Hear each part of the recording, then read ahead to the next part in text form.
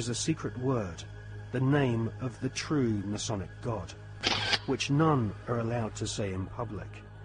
This name is Ya-Bulon.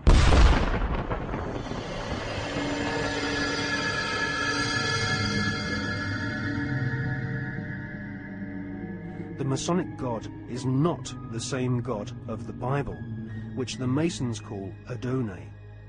Ya-Bulon has been described by Christian minister Canon Brian Brindley as an unholy compound of the Hebrew name of God, Jehovah, with the heathen names for Baal and Osiris. The highest ranks of Freemasonry utter Ya-Bulon as the one sacred and mysterious name of God. Ya-Bulon is a tripantheon Masonic god, in part deified as the historical Baal, which the Oxford English Dictionary confirms as being a Hebrew word. Baal is the chief male deity of the Phoenician and Canaanite nations. To the tribes of the Old Testament, Baal was the devil himself.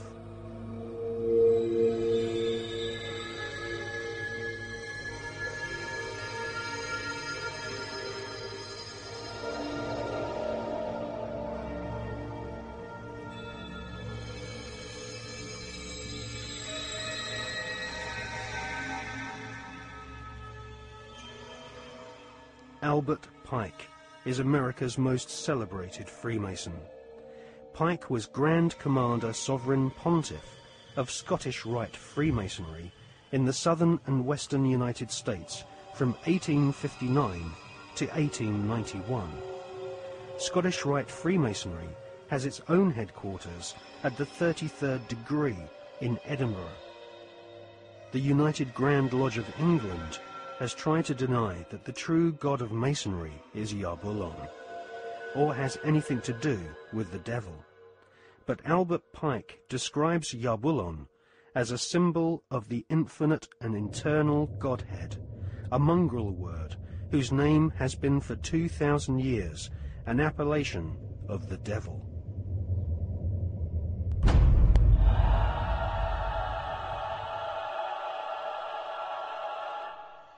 On the 14th of July, 1889, Albert Pike issued these instructions to 23 Scottish Rite Supreme Councils throughout the world. We worship a God, but it is the God that one adores without superstition. To you, Sovereign Grand Inspectors General, we say this, that you may repeat it to the brethren of the 30th, 31st, and 32nd degrees. The Masonic religion should be the Luciferian doctrine. Lucifer is God. The true and pure philosophical religion is the belief in Lucifer. So, Ya-Bulon is really an alternative name for the devil. The last syllable, on, is a code name for the ancient Egyptian god Osiris, who was the god of the dead. There can be no doubt that the Scottish Rite form of Freemasonry in America and Britain is controlled by high-ranking 33rd degree Masons who worship Satan or Lucifer as their god.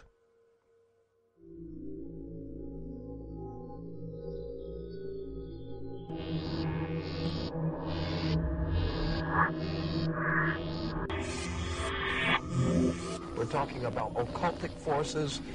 We're talking about the five-pointed pentagram, which was used by satanic worshippers for thousands of years. If you take the 5 points off of a five-pointed star, or a pentagram, you have left in the middle a pentagon.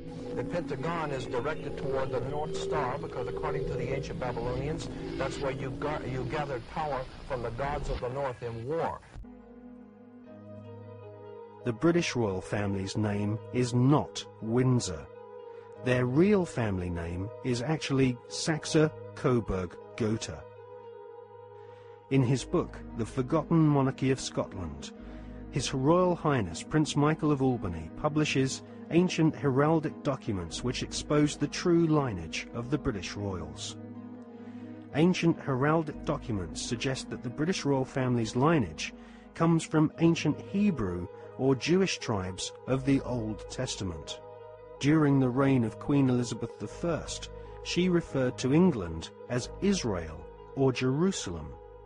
According to the Masonic reference works that you can get in any library, the Freemasonic orders of Europe said that there was a little ideologue, a little spiritual entity that gave the knowledge to what the Masons call our hidden masters.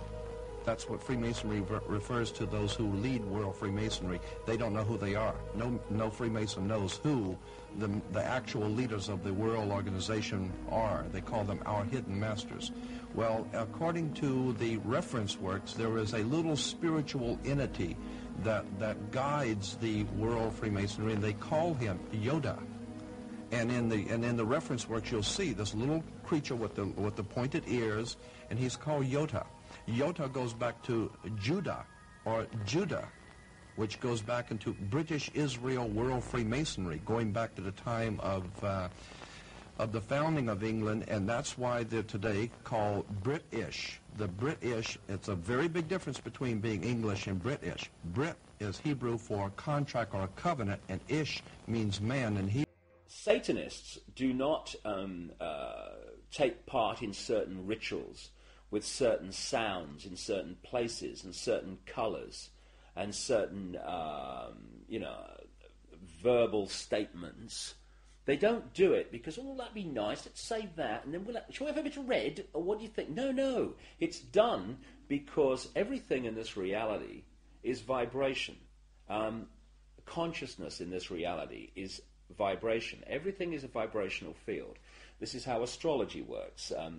When we're born, where the planets are, they're sending out vibrational projections that are affecting the vibrational field that we are born into, and that's why we are affected differently at different times of the year. Therefore, they understand this, and they're manipulating these vibrational fields all the time to manipulate us. And so these rituals, just a pageant. It's like the Freemasonic rituals. You know, you talk to Freemasons, the vast majority of Freemasons not trying to manipulate anyone, not on a mass scale anyway.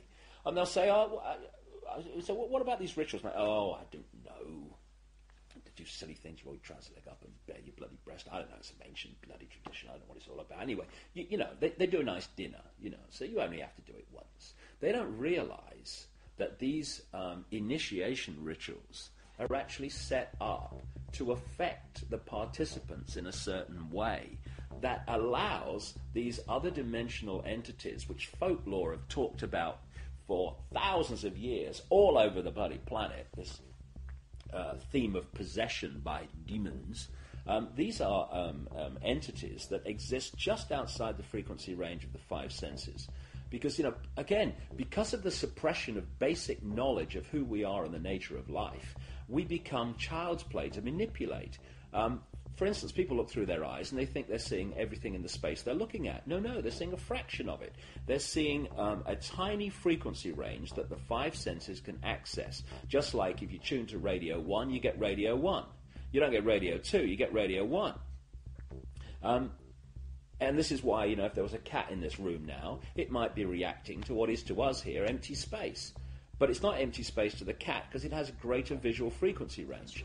Now, just outside the frequency range of the five senses are entities that are manipulating this five-sense reality through these particular bloodlines. And one of the key places where this possession takes place is during these satanic rituals and gatherings, when the vibrational environment is created by the ritual that allows this takeover of the mental and emotional processes of these people to take place.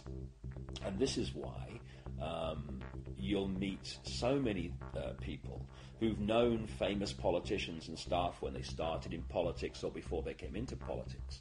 And they'll say, mate, that guy ain't the bloke that I knew. Well, mentally and emotionally, that's literally true in a lot of cases because of this possession that takes place.